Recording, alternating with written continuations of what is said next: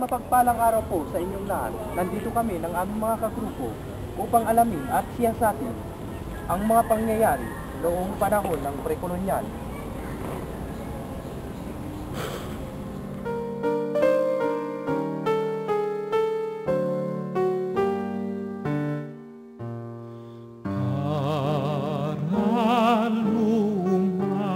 Dulo ng depositong Parisukat kung saan nagtatagpo ang Ilog Pasig at Dokma, Maynila ay matatagpuan ang Fort Santiago. Isa sa may tuturing na pinakamahalaga at makasaysayang lugar sa ating bansa na magpapaalala at magsasabuhay ng ating makulay na kasaysayan.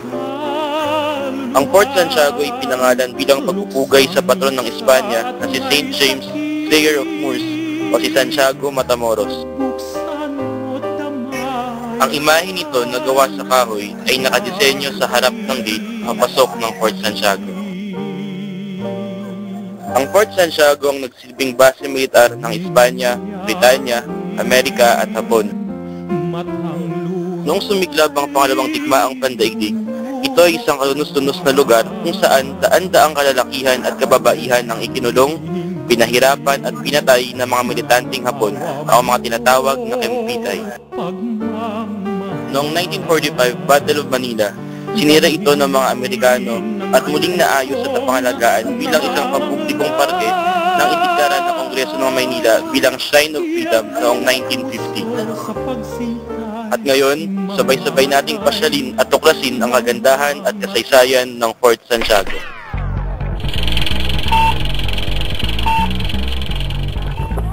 Hi! I'm Angel Sanchez! Boom! Hi! I'm Trisha Alapinyan! Woo! Boom! Hi! I'm Jankel Taylor! Hello, I'm Ingrid! Boom! Hi! I'm in there already! Come on!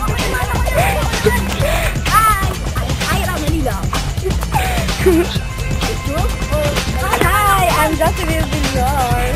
Hi.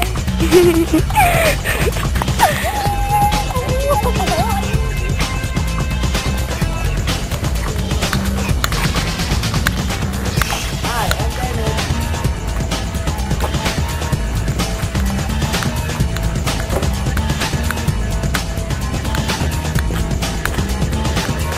Hi, I'm Rafael Julio. How? Bambanako.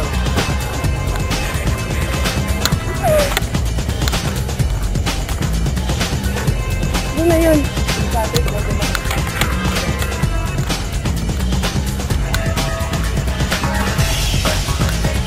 Hi, I'm John Patrick of Adam Tech.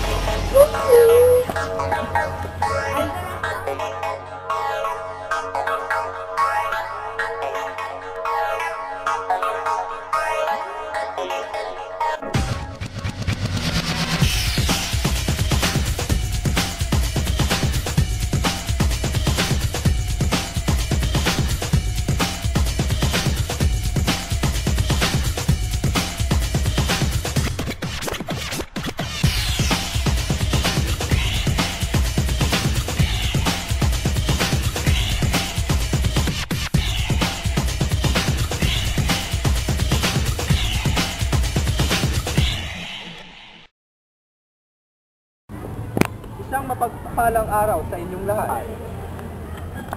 Sa ating pagbabalik tanaw sa nakaraan, kami ay nandito upang alamin ang mga pangyayaring naganap sa isa sa kilalang makasaysayang pook sa Pilipinas. Ang Fort Santiago!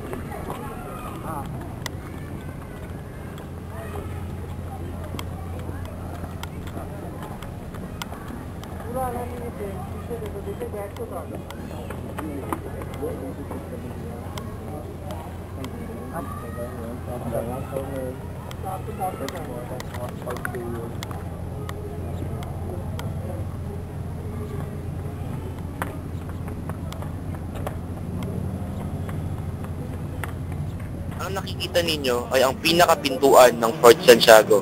At nakapapansin mga pad ang mga pader nito na ginamit nila bilang pangdepensa. Heto naman ang moat. Ang moat ay ang parting tubig na nakapalibot sa Fort Santiago. Ang moat ay sinasabing unang depensa laban sa mga pag-atake. Mabuhay at welcome sa Bantayo. Saan po ako nakatulong? Fort Santiago, Santo, Santiago de Matamoros, o St. James. Ito ang unang lugar at kuta ni Raja Suliman. Sinakop ng mga dayuhang mapang-api at mapagsamantalang mga Kastila. At dito rin ang lugar sa mga gusaling ito, batong ito, kung saan ang ating bayaning sigan, Dr. Jose Rizal, ay ibinilanggo, itinago, at ikinulong. At dito rin siya nanatili kung saan sinulat niya ang pamosong ni Ultimo Adios, ang huling paalam ng ating bayaning makabayan at ang mga bakas ng yapak ng ito. Dito mo matutunton ang daang tinahak ng ating bayani patungo sa bagong bayan na itinatawag nating Luneta, ang pambansang parke. At doon siya ay binaril ng mga dayuhan at siya'y namatay para sa ating bayan.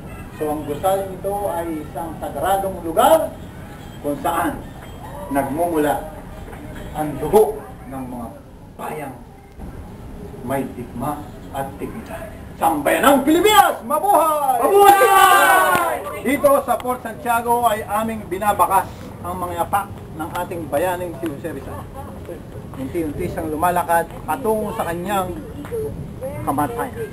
Balik tayo pabalik. Hindi, pabalik tayo sa kanyang buhay. Sapagkat bakit kanyo? Sapagkat sabi nila kung ikaw ay hindi magbabago, bago. Walang mangyayari sa iyo. Tama. Parang ako. Sapagkat sa panahon ngayon, pag hindi ka marunong gumawa ng masama, walang mangyayari sa iyo. Yan. Right.